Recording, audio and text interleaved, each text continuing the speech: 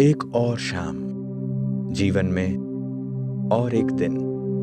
दिलचस्प, यह जीवन बहुत ही रहस्यपूर्ण है। मुझे लगता है कि मुझे वह सब कुछ समझ में आ गया है जो मैं जानना चाहता था। मैं उन सभी स्थानों पर गया जो मुझे प्रिय थे, ऐसे लोगों से मिला जो मुझे पसंद थे। ये दुनिया, ये लोग, अद्भुत। जीवन में सीखने के लिए अभी भी बहुत कुछ है। किसी भी तरह से मुझे सीखना है। लेकिन एक बात मुझे अभी भी भ्रमित करती है, जिसे मैं अब तक खोज रहा हूं, पर भाग्य ने साथ नहीं दिया। भगवान को लेकर मेरी समझ पूरी नहीं हुई है। मैंने ढेर सारे पुस्तकें पढ़ डाली। क्या ईश्वर इतना जटिल है कि मैं समझ नहीं पा रहा हूं? या मेरा मन इतना भटका हुआ है कि मैं उस सहज भगवान को संपूर्ण रूप से समझ नहीं सका? मैं सोचता था कि सब समझ जाऊंगा, बस उनकी एक झलक मिल जाती। उस सत्ता को जानने के लिए जिन पवित्र शास्त्रों, विभिन्न धर्म और आस्थाओं की पुस्तकों का मैंने अध्ययन किया, सब में एक बात सामान्य है। भगवान प्रकाशमय है। प्रकाश, प्रकाश, और अभी भी प्रकाश ही प्रकाश है। अरे हां, उन्होंने तो वह पन्ने मुझे काफी पहले दिए थे। क्या उनमें से कुछ मिल सकता है? मुझे उन्हें देखना है। इसे पूरा पढ़ने के लिए मुझे घंटों लगेंगे। नहीं, सच बताएं तो भगवान को समझने के लिए कुछ विशेष समय समर्पित करने की आवश्यकता है। आखिर ये सब मेरे लिए ही। अति प्राचीन समय से मानवता बड़े पैमाने पर वो कुछ मान्यताओं के आधार पर भगवान की ओर देख रही है। प्रार्थना, पूजा करना, विनती व याचना करना, धन्यवाद देना, अर्पण करना, समर्पण करना, ध्यान लगाना आदि कई प्रकार हैं जिनके माध्यम से लोग भगवान के प्रति अपनी गहन आस्था और प्रेम व्यक्त करते हैं, उन तक पहुंचने का गंभीर प्रयास करते हैं। निराशा के समय आशा की किरण के लिए, अत्यधिक कष्ट के समय निकट और प्रिय स्वजनों की रक्षा हेतु, विषम व गंभीर परिस्थितियों का सामना करने के लिए, शक्ति की चाह में, मानवता की भलाई के लिए या स्वयं की इच्छाओं की पूर्ति के लिए भगवान ही सबसे महत्वपूर्ण है। फिर भी उन्हें अंत में स्मरण करते हैं। दृढ़ आस्थावानों के लिए भगवान सिर्फ सर्वोच्च सत्ता ही नहीं बल्कि सब कुछ है। विशेषकर संकट की घड़ी में वही उद्धारकर्ता, मुक्तिदाता, मुसीबतों से छुड़ाने वाला, अनदेखी मदद करने वाला हाथ है। ऐसा हाथ जो दर्द का निवारण करता है और शीतलता प्रदान करता है।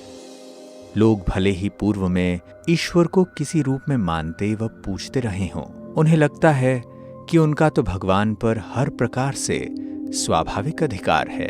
अतः यदि भगवान समय पर मदद के लिए नहीं आता तो उसका उत्तरदायी भी वे ईश्वर को ही ठहराते हैं। ऐसे लोग समझते हैं कि दर्द भरी स्थिति में उनके दिल से निकली प्रार्थना को पूरा करना परमात्मा की बाध्यता है। कुछ लोग ऐसे भी हैं जो भगवान की खोज में रोते बिलखते प्रेम के अनमोल आंसू बहाते हैं। उनको तो भगवान ही सर्वप्रिय है, आस्था विश्वास का केंद्र है। अतः सच्चे हृदय से बुलाने पर भी वे नहीं आते तो मीठी शिकायतें और उल्हने भी कम नहीं देते। एक गंभीर शिकायत यह है कि वे ईश्वर को अपने इन नेत्रों से देखना चाहते हैं पर देख नहीं पाते। विद्वानों और पंडितों के लिए भगवान गंभीर चर्चा व गहन मंथन का विषय है और विभिन्न दर्शनों, विश्वासों, सिद्धांतों, अनुष्ठानों व धार्मिक प्रथाओं का उद्गम स्रोत है। धार्मिक ग्रंथों व विभिन्न दर्शनों के सघन अध्ययन तथा स्वानुभूत तथ्यों के आधार पर वे भगवान, उनकी पहचान तथा उन्हें प्राप्त करने संबंधी भिन्न भिन्न स्पष्टीकरण भी देते हैं।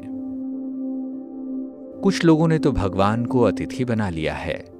आवश्यकता के समय उनसे मदद की गुहार लगाते और मनोकामना पूर्ण हो जाने पर उन्हें अनिश्चित समय के लिए दूर कर देते हैं। सुख के क्षणों में तो उन्हें याद ही नहीं करते। हालांकि संकट पड़ने पर ये लोग मान बैठते हैं कि भगवान तो हमारी मदद करेगा ही, क्योंकि इन्हें लगता है कि भगवान को तो उनकी स्थिति समझनी ही चाहिए और अपनी कृपा व रहम से समस्याओं से छुटकारा दिलाना ही चाहिए। दूसरे शब्दों में, जरूरत पड़ने पर परमात्मा को चमत्कार दिखाना चाहिए। लोग सुख शांति और संपन्नता प्रदान करने वाले भगवान की महिमा तो करते हैं, लेकिन उन्हें ही अपने दुखों का जिम्मेदार ठहरा दोषारोपण में भी पीछे नहीं रहते।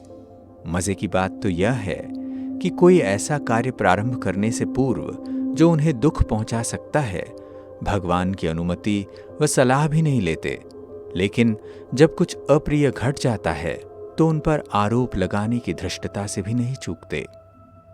उल्हना देते हैं कि भगवान उनके प्रति दयालु क्यों नहीं रहा।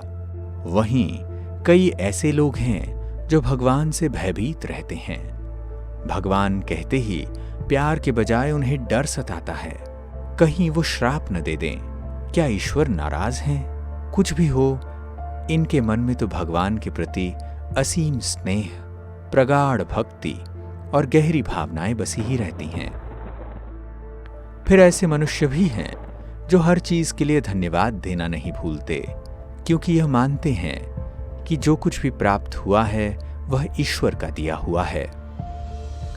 कुछ लोग हैं जो दायित्व समझकर निरंतर भगवान से प्रार्थना करते रहते ताकि परिवार की परंपराओं को जीवित रख सकें। अनेक लोग कई महान पुरुषों को भगवान मान लेते हैं। यह सच है कि इन महापुरुषों का स्तर अन्य मनुष्यों से ऊंचा है। उन्होंने कई लोगों का उत्थान और मार्गदर्शन भी किया है, लेकिन उच्च स्तर के महान मनुष्य भी प्रार्थना भगवान से ही करते हैं। कभी कभी ईश्वर को लेकर असामान्य चर्चाएं या वार्तालाप भी होते रहते हैं। इनमें वे प्रश्न उठाते हैं कि यदि ईश्वर मौजूद है, अस्तित्ववान है, तो उसे दिखाएं। यदि परमात्मा दयालु है तो हमारी समस्याओं का समाधान करे, और अगर वह रहमदिल है तो आज मानव इतना दुखी क्यों है? भगवान अप्रिय घटनाओं को घटने से रोक क्यों नहीं लेते? ज्ञातव्य है कि पृथ्वी, जल, वायु, अग्नि और आकाश जैसे प्राकृतिक तत्वों का मानवता के साथ सह अस्तित्व रहा है। सूर्य, चंद्रमा, विभिन्न ग्रह नक्षत्र भी हमेशा से रहे हैं। कई लोग इन तत्वों को भी भगवान मानते हैं, लेकिन साथ में यह भी कहते हैं कि समस्त सृष्टि का निर्माण भगवान ने ही किया है। एक ओर भगवान को सर्वव्यापी, कण कण में विद्यमान मानते हैं, लेकिन फिर दूसरी ओर ऐसे पुकारते भी हैं मानो वह किसी अन्य स्थान का निवासी है। क्यों लोग अपने आसपास की चीजों की अनदेखी कर हाथ व अपना मुख स्वाभाविक रूप से ऊपर की ओर ही उठाते हैं? अगर वह सर्वव्यापी है तो ऊपर दृष्टि उठाने की क्या दरकार? कई लोग भगवान के अस्तित्व में ही विश्वास नहीं रखते। इनके लिए तो भगवान गैर सत्तात्मक, कथा या कल्पना की चीज है। फिर कुछ ऐसे भी हैं जो भगवान के अस्तित्व को तो नहीं स्वीकारते, पर किसी अलौकिक शक्ति की उपस्थिति में विश्वास करते हैं।